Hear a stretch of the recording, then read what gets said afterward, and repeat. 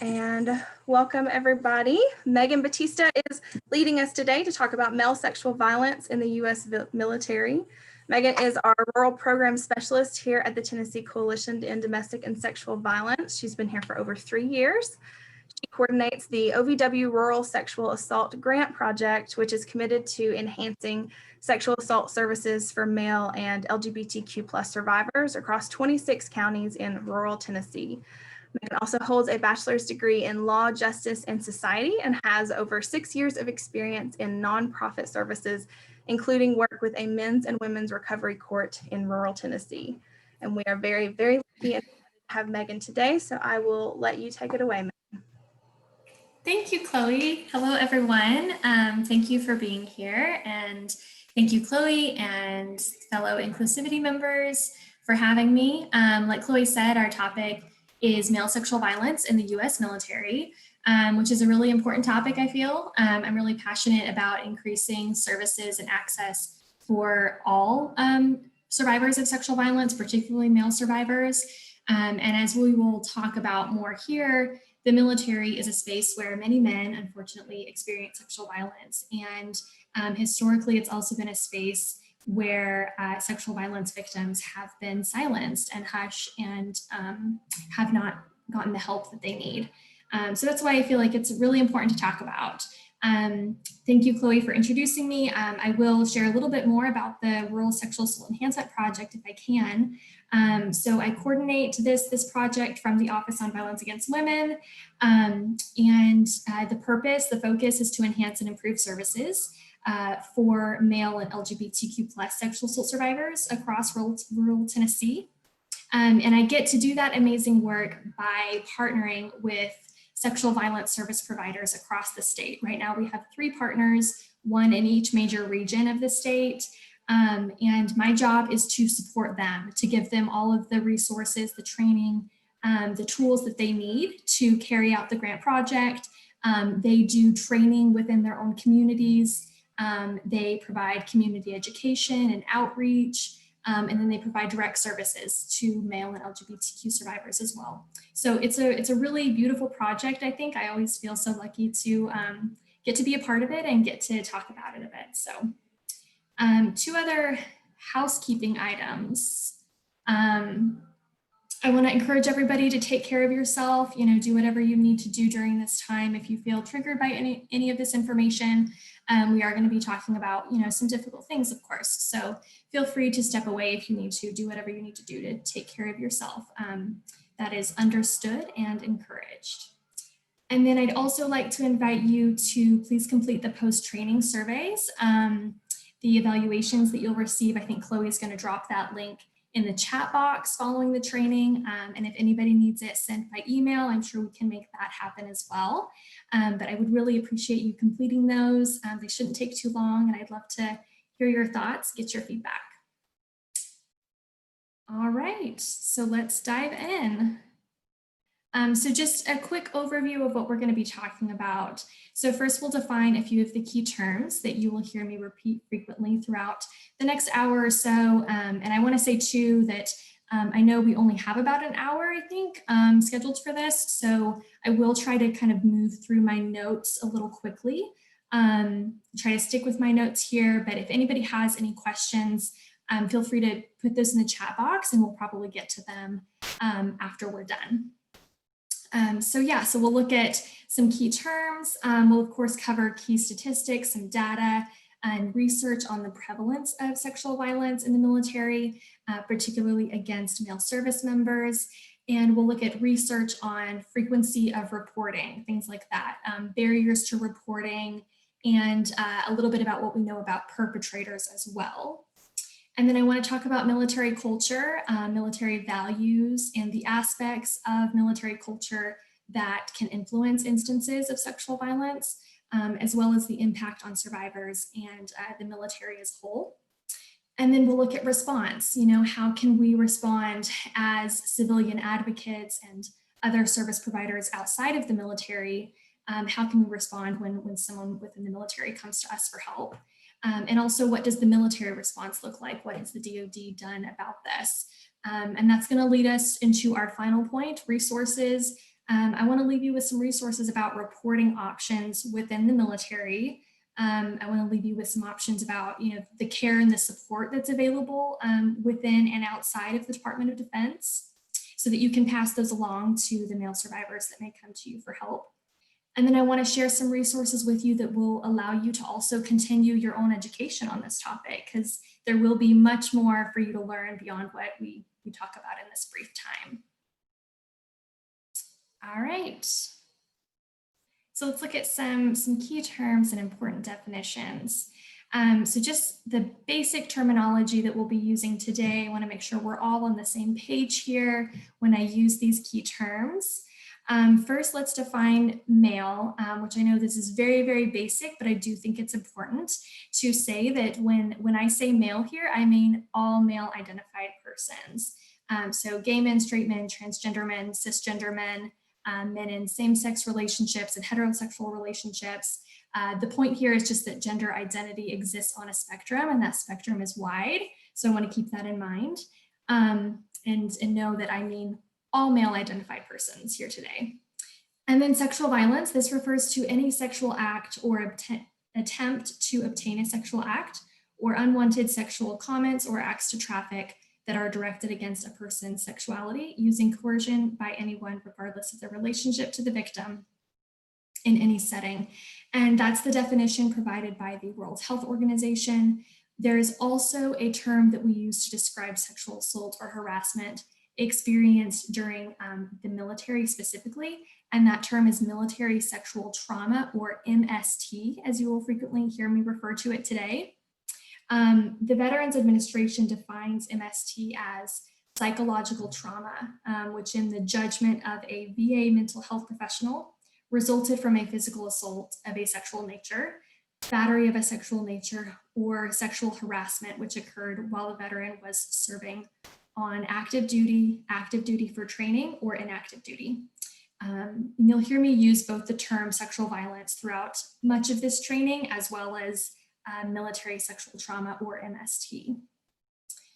And again, I feel it's so important for civilian sexual violence advocates and other allied professionals to have even just a basic understanding of military sexual trauma for male victims. Every survivor's experience is unique, and whether male or female, transgender, non-binary, whether civilian or service member, the impact of trauma for sexual violence can vary, of course, from one individual to the next based on many, many factors. But what we're going to talk about here is that there are some factors that are unique to sexual violence survivors who are men, and especially male survivors of military sexual trauma. Sexual violence that occurs in the military, it brings a whole host of just additional and unique considerations.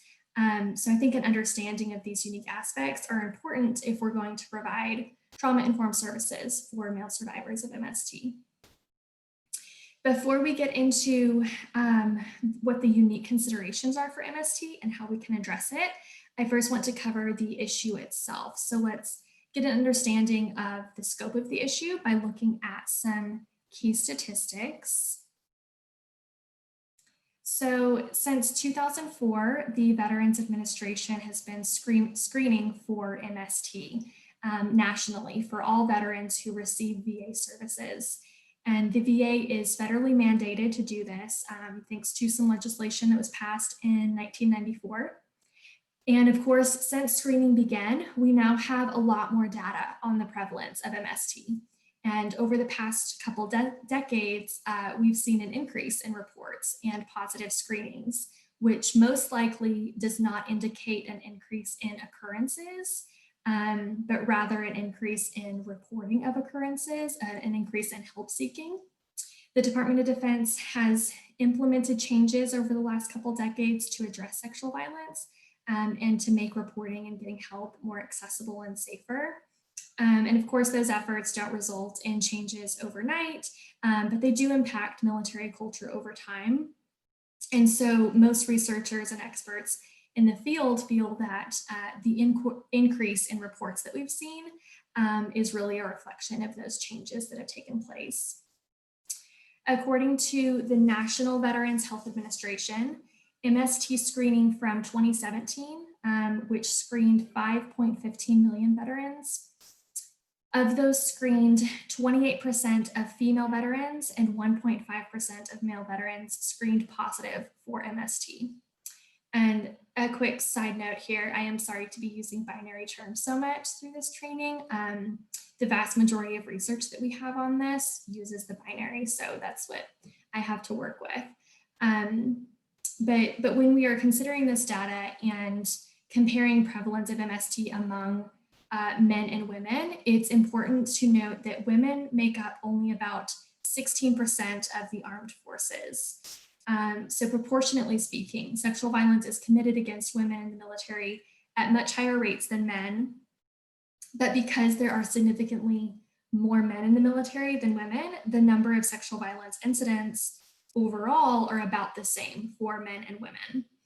And there was a 2012 publication that put this into more digestible terms. It showed that of about 26,000 total active duty service members who reported unwanted sexual contact, 13,900 of those were men and 12,100 of them were women. So a little bit more, just numerically, a little more victims were male than female. It's important to note that that stat is looking at instances of unwanted sexual contact and not instances of sexual assaults too. But about half of all military sexual assaults are committed against men. Okay.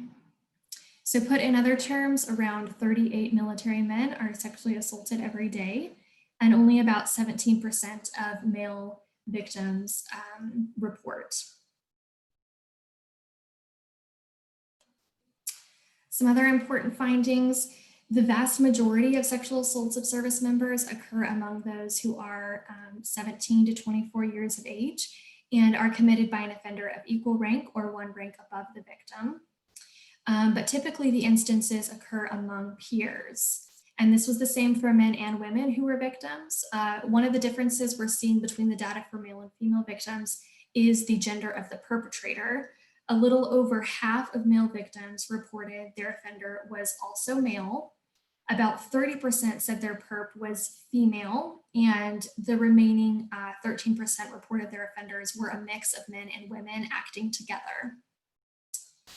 Among male service members who had been sexually assaulted in 2016, 69% indicated that the perpetrator was a man, or that the group of people who assaulted them included both men and women. Now, some statistics on reporting. So the Department of Defense estimates that only about 1 in 3 service members who have been sexually assaulted in the military actually make a report to the Department of Defense. The most recent data shows that 38% of women report and only 17% of men report. So women are twice as likely to report compared to men. And those reporting numbers have actually increased over the last decade. Like I said, after the Department of Defense implemented the restricted reporting option in June of 2005. That's one of the changes they have recently made. And I'll talk more about the restricted reporting option a little bit later, but for now, I'll briefly say this option allows survivors to remain anonymous in their reports and still receive the sexual assault services that they need, things like advocacy, counseling, medical attention. But more on that later. According to the Department of Defense 2019 annual report that was released in April 2020, one focus group study among first responders indicated that there had been a perceived increase in anonymous reports of sexual assault and an especially increased number of calls that came from men. So again, I think the ability to make an anonymous report as well as some other changes that I'll touch on later, I think those have helped male survivors feel more empowered and just safer to seek help. And there are many reasons why men especially are hesitant to, 1, report at all, and 2, to identify themselves in a report. And some of those barriers are true for male survivors anywhere, whether civilian or in the armed forces. But as we'll talk about more, male MST survivors experience the same barriers that male civilian survivors face, and then additional barriers unique to the military culture. And those barriers that are found both in and outside of the military, military culture can heighten them, which may make reporting and help seeking even more challenging for service members. So again, while we have seen an increase in reporting, focus group studies have shown that there are still barriers that keep survivors from reporting, most notably things like continued confidentiality concerns and fear of retaliation. There's concern that even in anonymous reports, leaders will talk with one another about the reports and will be able to piece information together and ultimately identify who anonymous reports have come from. And, the attitudes of commanders has a very strong influence over whether or not service members feel like they can safely report and whether or not they will then face retaliation after reporting. And that's because commanders really set the tone. They create the unit climate, and climate factors greatly influence the risk for sexual assault. Service members who report sexual assault also report unhealthy workplace environments, particularly characterized by gender discrimination and incidents of sexual harassment. In last year's Department of Defense report, men who experienced sexual harassment were at 12 times greater risk for sexual assaults than average. And I think that's a signal to military leaders and commanders to take incidents of sexual harassment very seriously, not to brush them off as petty complaints, or just accept incidents of sexual harassment as the norm for military culture. Because incidents of sexual harassment are very strong indicators that sexual assaults are likely to follow. So I think commanders, they have an opportunity to set a tone of zero tolerance for gender discrimination and sexual harassment, which can not only decrease the likelihood of sexual assaults, but also increase the likelihood that a victim who's been assaulted would report it and get the help that they need. And then retaliation is also a very valid concern because more often than not, retaliation does occur. Around 58% of women and 60% of men who report sexual assault face retaliation. And one DoD report showed that 77% of retaliation reports alleged that their retaliators were in the reporter's chain of command. That same report showed that a third of victims are discharged after reporting. And I think that stat was that a third of victims are discharged after reporting within like 7 months after they've made the report, something like that. Another factor that impacts reporting numbers is the military's low prosecution rate. The past several years, the successful prosecution rate has remained at about 4%, so extremely, extremely low. And then societal gender norms around what it means to be a man really greatly impact reporting. And we know that's true outside of the military as well. But the masculinity ideologies that men have to always be strong and powerful and in control, macho, not seek help, these ideologies are really pervasive within military culture. They're especially heightened within military culture, I think. The military is like the ultimate man's man space, right? I really can't think of any other space in our society in which there are higher expectations for men to be strong and in control and unemotional than within the military. I think this is a space where we see toxic masculinity perpetrated and expressed at perpetuated, and expressed at its highest degree. Military culture can encourage violence as a rite of passage and violence as an expression of dominance and of power, which is a major factor for why sexual violence is a pervasive issue within the military. And, back to the main point I'm trying to make here, toxic masculinity ideologies really make it much harder for men to want to seek help or feel like they are safe to do so. So after experiencing sexual violence, men often feel feelings of shame and self-blame, of disbelief and powerlessness, right? Because they're not supposed to be hurt, and they're not supposed to be allowed to ask for help. So that's a major factor here. Male sexual violence survivors also frequently experience questions about their sexuality or their manhood, and fears that their sexuality or their manhood will be questioned by others. And this can prevent them from seeking help. And, this fear, I think, really exists because of anti-gay prejudice or homophobia. And this is also especially true within the military. The large majority of perpetrators of sexual violence are men. That's true both in and outside of the military. And because most perpetrators are male, even when the victim is male, this can cause male survivors to often have questions about their sexuality. Often when men do disclose, especially if they disclose publicly, they can be met with really hateful anti-LGBTQ rhetoric. Things like, this happened to you because you're gay. And, these questions, these fears that men have after disclosing can make them far less likely to disclose. So that affects reporting numbers. And then it's also important to note here that sometimes sexual violence is used as a weapon of homophobia in instances such as corrective rape, right? Which is a term that describes when someone is raped because of their sexual or their perceived sexual orientation. So it's a hate crime perpetrated in order to quote unquote fix someone's sexuality. And military culture can be, and historically it has been, an environment really ripe for these kind of abuses to occur because it falls at this intersection of high risk factors for sexual violence. There's hypermasculinity and aggression and homophobia. And a little bit more about homophobia within the military.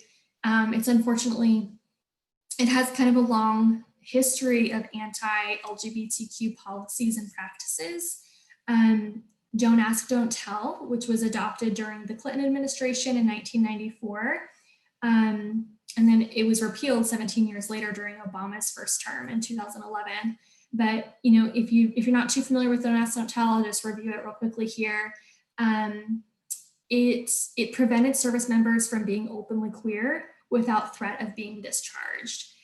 So it was really based on the false assumption that the presence of LGBTQ individuals in the military would undermine the ability of people to carry out their duties. And prior to Don't Ask, Don't Tell, the military outright banned LGBTQ plus service members. And Don't Ask, Don't Tell actually started out before it was adopted, when the policy was just being created. The original intent behind it was to protect gay, lesbian, and bi service members. But then there was a lot of pushback to that and unfortunately compromise. And ultimately it became Don't Ask, Don't Tell, which in every sense was just incredibly harmful to LGBT service members. And I've included here in my slides, there's a couple of images, this one, and then there's one on the next slide. This is from the curriculum, the educational materials that the Department of Defense used when they rolled out Don't Ask, Don't Tell. They use this to educate service members on the policy. And they're incredibly appalling, as you can see. I was so surprised when I found these. I really thought they must be some form of parody, and unfortunately they're not. So as I said a moment ago, the repeal of Don't Ask, Don't Tell, that was only 9 years ago. And a change in policy does not mean an automatic change in culture. But I do believe that policy impacts culture. It just takes time to see a major difference, right? So I think with a long history of anti-LGBTQ policy and culture, we still have a long ways to go. It's another one of the images from the curriculum.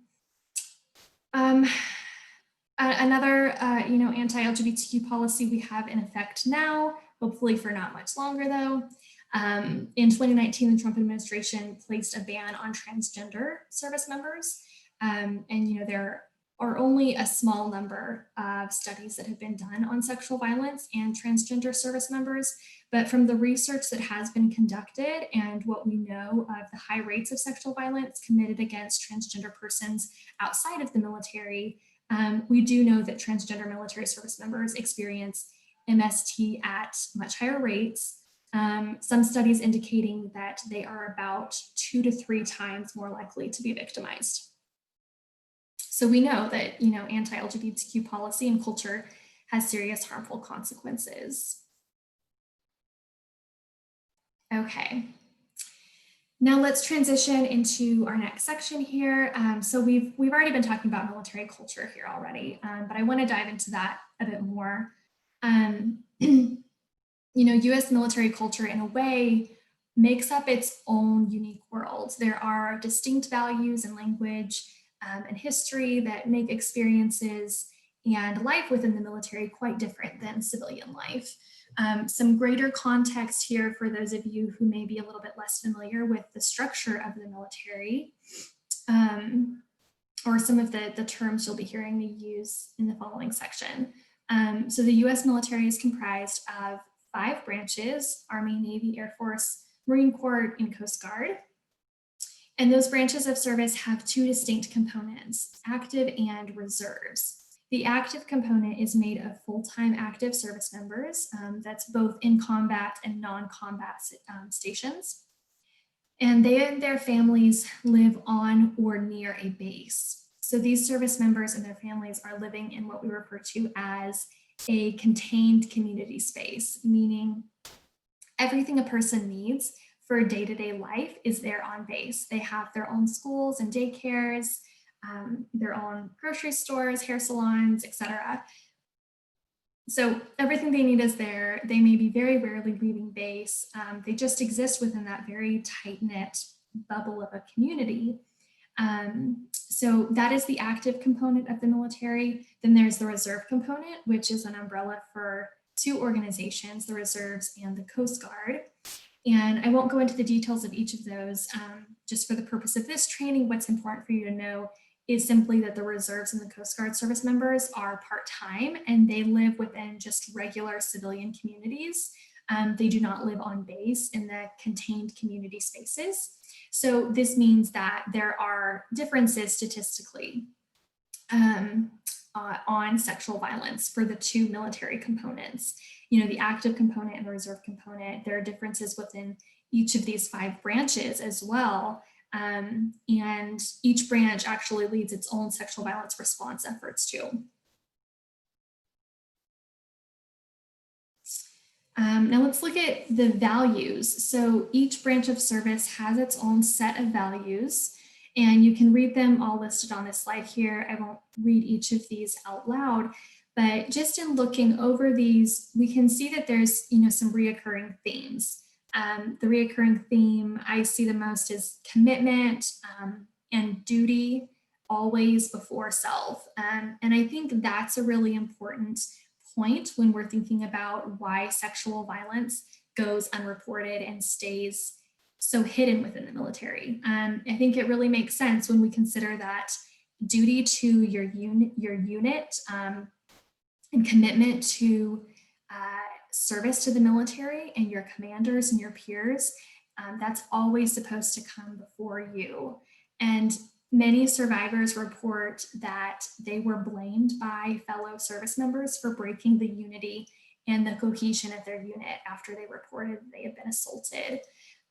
So there's this impression, this idea that making a report, disclosing that something terrible happened to you and that you need help, that is a betrayal to your unit and your comrades. So, it's a major issue there. And as I mentioned earlier, military culture is really all-consuming for active members. It's a very tight-knit space. Both of these aspects can make it more difficult for victims to report.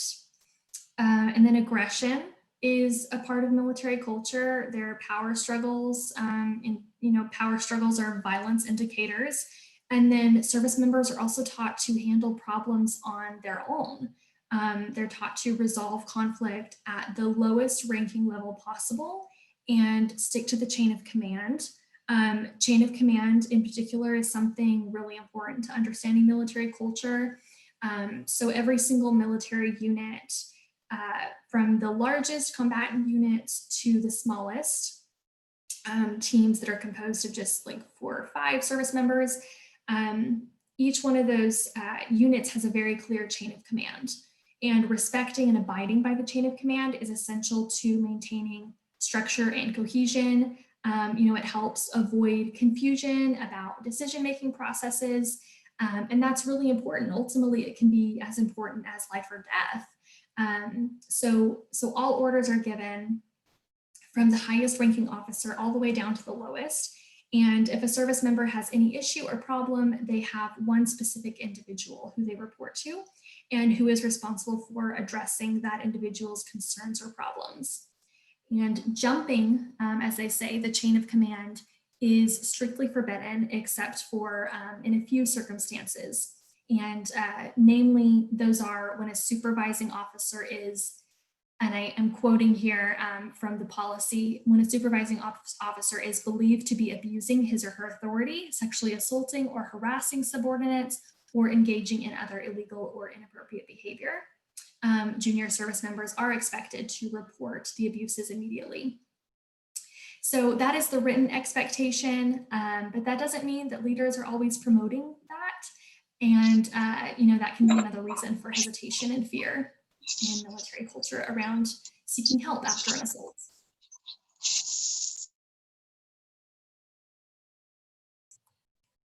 All right, next slide here. So diving into our next section, let's look at military sexual trauma. I did share this definition at the beginning, but again, the Veterans Administration defines MST as psychological trauma, which in the judgment of a VA mental health professional resulted from a physical assault of a sexual nature, battery of sexual nature, or sexual harassment, which occurred while the veteran was serving on active duty for training, or in active duty training. So MST not only encompasses the experience and effects of rape or sexual assault, it also encompasses sexual harassment. So this is broader than what we otherwise consider sexual trauma. Some common effects of MST include anxiety, mood disorders, eating disorders, such as bulimia or anorexia. Personality disorders are a common effect, as well as other conditions that are not listed here. This is certainly not an exhaustive list. MST significantly increases suicide risk as well. Suicide risk nearly doubles among MST survivors, and the risk is especially higher among MST survivors who are men or are LGBT. It's also important for us to think about polytrauma here. We have to consider all of the other impacts of military service, the impact of war, the impact of combat for some service members. When a service member suffers a sexual trauma, this is just one of the many other potential traumas, whether physical or mental, that they will experience. So it's widely understood that veterans who experience MST are far more likely to also have PTSD. And PTSD is brought on by all the other stressors and traumas experienced by service members. Things like the uncertainty of where they will have to go next, what will the next move be, the threat of injury or death, the need for even tactical awareness, right? To be able to make split-second decisions that could potentially be, a matter of life or death. Sleep deprivation, these are just a handful of examples of the layered traumas that service members can and do experience. Okay, now let's look at the Department of Defense's response, including the current process for addressing reports, because I think that's a really important piece for civilian victim advocates to know. So SAPR is the Department of Defense's Sexual Assault Prevention and Response Program. It was established in 2005, and it's run by SAPRO, the Sexual Assault Prevention and Response Office, and they're who are responsible for the reporting policy. And this graph here was pulled from their website to kind of give us a clear picture, an idea of how reports can be made. So an official report is made with a SARC, or a Sexual Assault Response Coordinator, or a SAPR advocate. So there's 3 entry options, right? And the third is the Military Criminal Investigative Organization. And victims can also report to healthcare personnel, but healthcare personnel then immediately contact the Sexual Assault Response Coordinator or the response victim advocate to make the official report. So essentially there are these 3 avenues to go through, and medical personnel would sort of be like the 4th option. And no matter which agency starts the reporting process, a SARC is notified, and the SARC, and that's the coordinator, right? They provide confidential support, and they coordinate the care for a victim of sexual assaults throughout the investigation and the recovery process.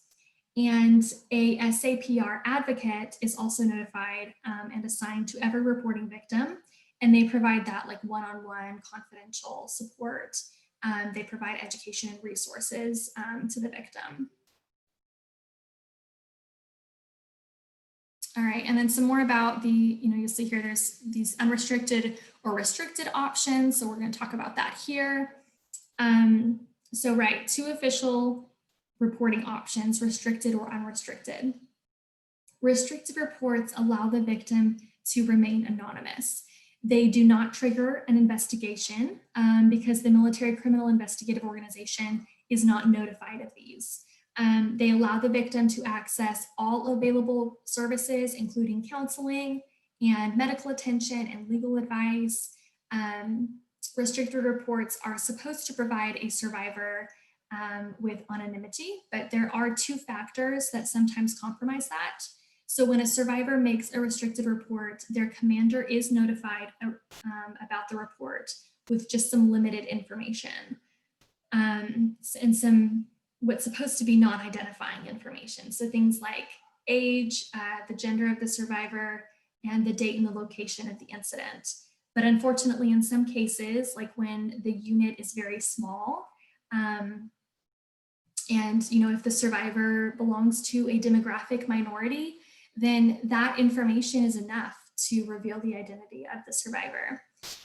The other factor survivors should know is that even if they themselves file a restricted report, if they also share details of the incident with anyone other than a restricted reporter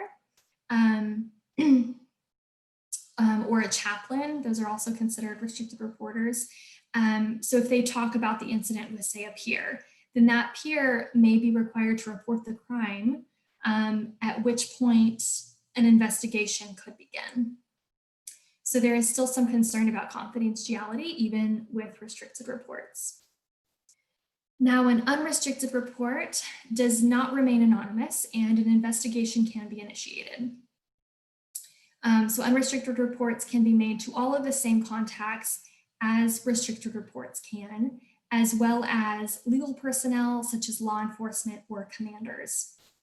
And I mentioned this earlier, but it is important to note here as well that the actual investigation rate is very low and the prosecution rate is just minuscule, compared to the number of reported incidents. The military has its own justice system also called the courts-martial process. So when an unrestricted report is made and an investigation is triggered, it will potentially go to courts-martial. The military has what they call Victims Witness Assistance Coordinators, or VWACs, whose roles are similar to those of our civilian court advocates. They're there to help guide a reporting survivor of MST through the judicial process. But one thing that's really important for survivors to know about that is that there's not the same client advocate confidentiality with their victim witness assistance coordinators as there is with their sexual assault response coordinators or their victim advocates. But survivors do continue to receive services from their assigned victim advocates, even if they're moving through the judicial process.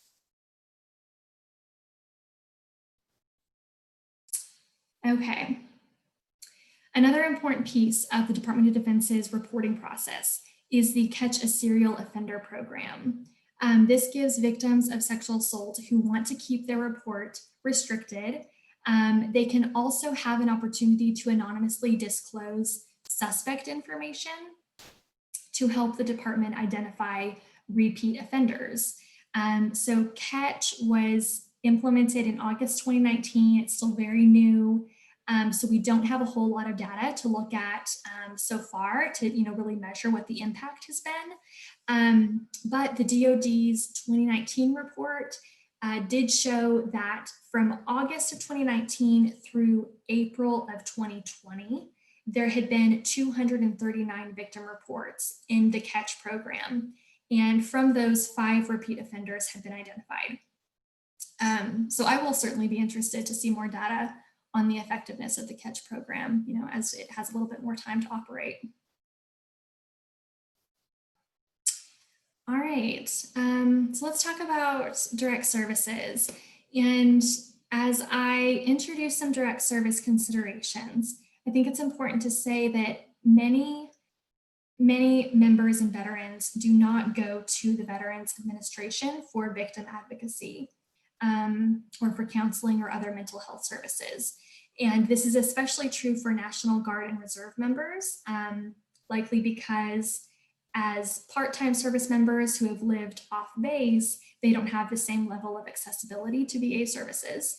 And for active duty MST survivors, there can be these feelings of distrust towards the Department of Defense, and they associate the Veterans Administration with the DoD. So that causes some discomfort.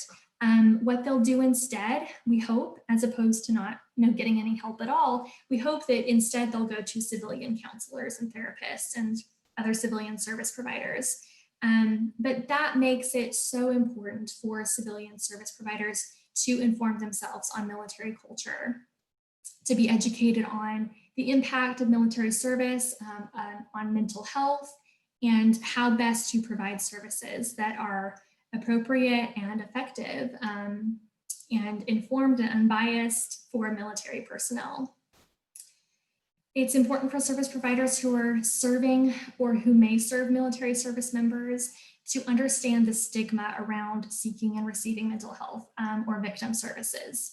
The ideas of self-reliance and resiliency and strength, those are really ingrained in service members. So it's such a part of who they are and their identity. So much so that any help seeking can feel like an act of weakness or a failure. Service providers that understand this can approach their client from a place of compassion and sensitivity to those issues. And service providers can help their service member or veteran clients to work through those issues too, right? And flip that narrative that help seeking is a sign of weakness, because we know that it isn't. We know that the opposite is true. And your clients may know cognitively that seeking help does not mean they are weak, but emotionally, that help seeking can still make them feel extremely exposed and vulnerable and weak. So we should be taking every opportunity we can to really flip that narrative. Another important consideration is to check your bias, as we would if we were looking at service provision for any particular culture. We have to consider our possible biases towards military culture that we could be bringing into our services. We all have perceptions and ideas about military culture, much of which might be informed by movies or TV that romanticizes the armed forces or portrays it in any number of ways that are just inaccurate. And we all have our own political and ethical beliefs as well about war and peace building and foreign policy, let alone things like firearms and government control. These are all very hot button topics. Many of us have very strong feelings about. Whatever those look like for you, it's just imperative that as a service provider, you recognize that where you stand on those issues does have an effect on how you view service members, but that you don't bring that into your service provision with a service member or a veteran. They very well may be evaluating their own beliefs around war and the military, and those things may be brought up in a clinical setting.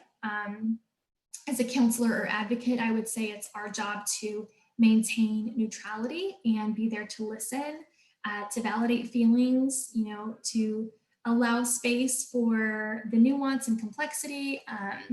And we're here to offer resources and coping and processing skills, right? It should never be our role to insert our own ideas or judgments. And then another tip here is telehealth services. Telehealth services are considered a good option to offer to male survivors of MST specifically. There's some research that suggests that in-person care can be anxiety-inducing for MST survivors in particular. And this is especially true when we are talking about MST survivors who are seeking VA services. Because these survivors were very likely victimized by a man and a man in the military, sitting in a waiting room, walking into a facility full of other military men, that may be very stressful and triggering. So it's just not likely to be the most trauma-informed approach for some survivors.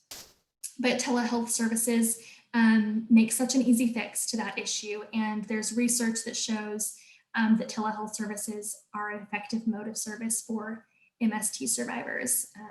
And we're in the middle of a pandemic, so even more reason to be providing telehealth services as an option. All right. Then, let's see, am I going to my next slide here? Yeah, as I move into this final section, I want to give credit to the National Sexual Violence Resource Center. They have a fantastic publication specifically geared towards civilian advocates and sexual violence within the military. So a number of the recommendations I'm sharing here were inspired by that publication, and you can find that I cited at the end of this presentation, so you'll be able to get the link to that. It would be a really great place to start if this training makes you eager to learn more. So first, let's discuss possible policy changes. As I've mentioned, the Department of Defense has made really great strides, I think, over the last couple decades in their response to sexual violence in the military.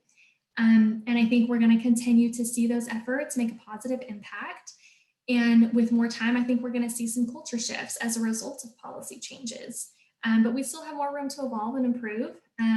Possibly the most glaring policy that needs changing at this time is, like I referenced before, the Trump administration's policy banning some transgender persons from serving in the military, which is currently still in effect. At least I think it is. I know that Biden made a lot of changes just yesterday, but I have hopes that if it hasn't been changed yet, that this new administration will reverse that policy. But I think that's really important. Ending anti-LGBTQ policies in the military and dismantling the anti-LGBTQ culture, I think that's a really essential component to ending male sexual violence in the military. Another policy-related change I think that we need to see, and this is one that's recommended by the NSVRC, and that's adopting a uniform policy across all branches of the military. So currently each branch has its own policies and its own prevention efforts for sexual violence, and I think this leaves room for some efforts to fall short. So a uniform policy across all branches could really show that the issue of sexual violence is viewed as a threat to the integrity of the military as a whole. That it's a real threat to our service members who lay their lives on the line for our country every day. And I think a uniform policy could really send the message that the military is choosing to address the issue without reservation. And then education is another important piece. Educating on an individual level as well as a societal cultural level is really an essential part to ending sexual violence in the military. Service members should continue to receive training on sexual violence, what it is, what prevention and response efforts are in place, and the role that they themselves can play in prevention of and response to sexual violence. And then on a societal and cultural level, we can educate military communities on the prevalence of sexual violence. We can destigmatize the mental health issues that arise from MST, and really challenge those cultural norms, things like hypermasculinity, violence as a rite of passage, violence as a weapon of power, all of these things that we know perpetuate sexual violence. And then advocacy. There are a lot of ways to be an advocate for servicemen who have experienced sexual violence. Spreading awareness and education is one big way we can be advocates. I think advocates are in excellent positions to educate other service providers on sexual violence, so they are better prepared to appropriately serve a victim. And medical professionals, mental health professionals, chaplains are all service providers who victims are often likely to disclose to. So we as advocates can have the opportunity to offer these professionals with the awareness to screen for MST and the knowledge they need to be prepared to respond with effective treatment options or referrals, whatever the need may be. Another way advocates can help prevent and respond to sexual violence in the military is by making connections to other organizations that serve military service members, or making connections in their local spaces where VA services are provided. I think it's important that we first equip ourselves with the knowledge and tools that we need to be a resource, and then initiate relationships that will strengthen overall response efforts to service members. All right, we have almost reached the end of this training. I'd like to leave you with a number of resources that you want to have available if you are serving male service members, and then these resources can also kind of increase your own knowledge as well. So RAIN.org, I'm trying to read my notes here. I'm getting confused about which resources I wanted to point out. So I'll start with the DoD Safe Helpline. So they provide live one-on-one support and information to the DoD community. This service is confidential, it's anonymous, it's secure, and it's available worldwide 24/7. So there's the hotline number there, as well as the website. And you can visit the website for live confidential help through a secure instant messaging format, which is really great. They've really just made a lot of different ways for survivors to have access to help, which I think is amazing. There's a text line, there's a self-care app to create a customized self-care plan and connect to all of the Safe Helpline resources from anywhere in the world, and even without internet connection, that app can actually be used.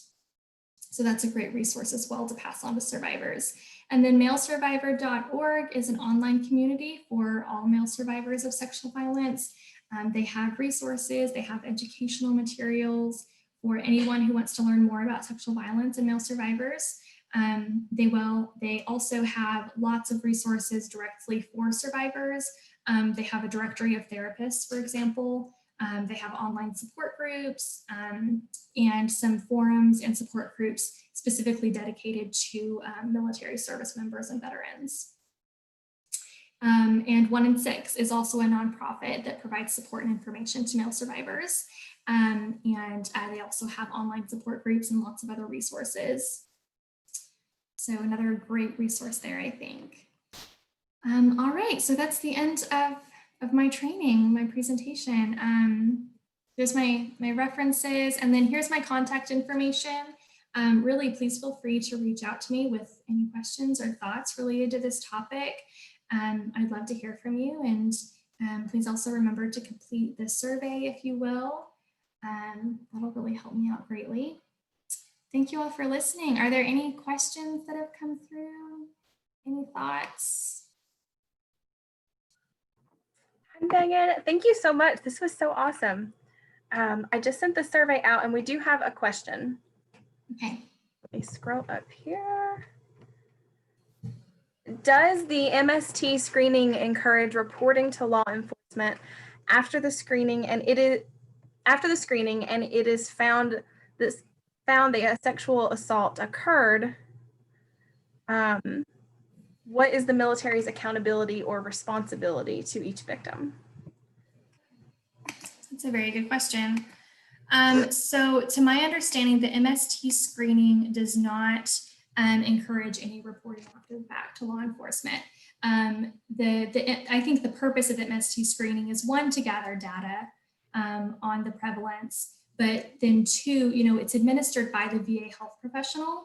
So that VA health professional's priority is then to get that service member with the mental health services that they need. It just helps them, diagnose more appropriately and get them the services that they need, as opposed to reporting and addressing the crime that was committed. That's my understanding. That makes sense. Tina, did that answer your question? It did. Thank you. Great training, MB. Very good training. Thank you. Thank you. Thank you for your question. All right. Does anyone else have any other questions?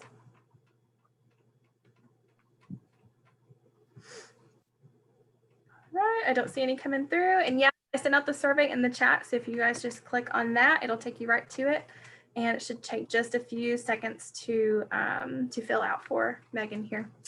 All right. And if there's nothing, thank you all so much. Thank you, Megan. Thank you, everybody, for coming today. Yeah, thank you all. Thank you, Chloe. It's a pleasure. Oh, take care.